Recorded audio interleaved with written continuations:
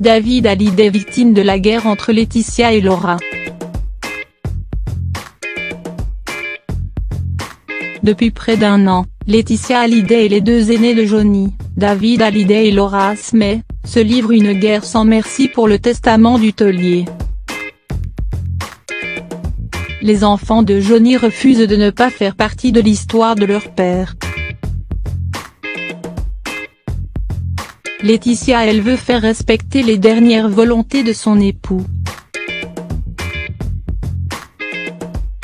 Mais les querelles familiales semblent avoir commencé bien avant la lettre ouverte écrite par Laura et diffusée dans la presse en février dernier.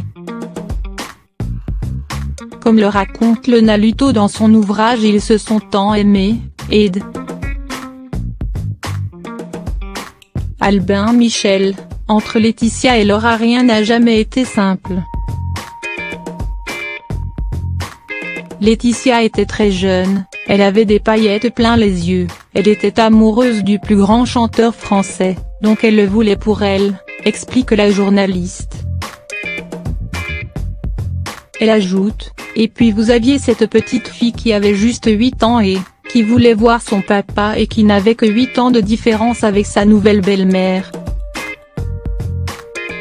L'enfance de Laura a été très compliquée et les relations entre Laetitia et Laura jamais simples. Au cœur de cette jalousie ambiante, David Hallyday s'en sort mieux. Pour un temps.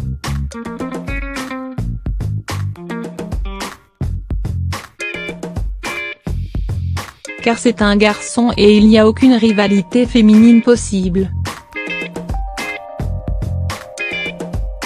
Mais les ennuis commencent au fil des années, lorsque la maladie de son père fait son apparition. Le Naluto raconte, les problèmes commencent avec Laetitia quand Johnny est tombé vraiment malade et qu'il n'arrivait pas à voir son père comme il le voulait. La journaliste considère alors que le fils aîné de Johnny est la victime de la guerre entre ces deux femmes. Car David est très réservé, discret et les pieds sur terre.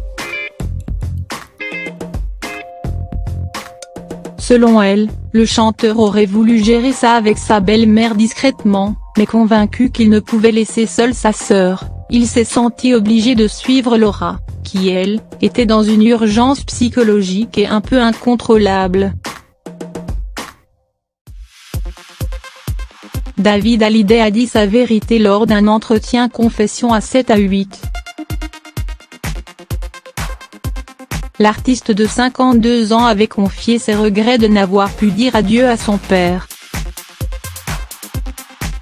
Sans évoquer une seule fois le nom de Laetitia, il parlait de ce jour, « J'ai passé la journée à attendre de pouvoir entrer dans son bureau où il était hospitalisé, et je n'ai pas pu le faire », confiait-il avant de préciser, « Je pense qu'il, le staff médical, ND et LR, avaient des consignes. » Par Anthony Berdo de Laval.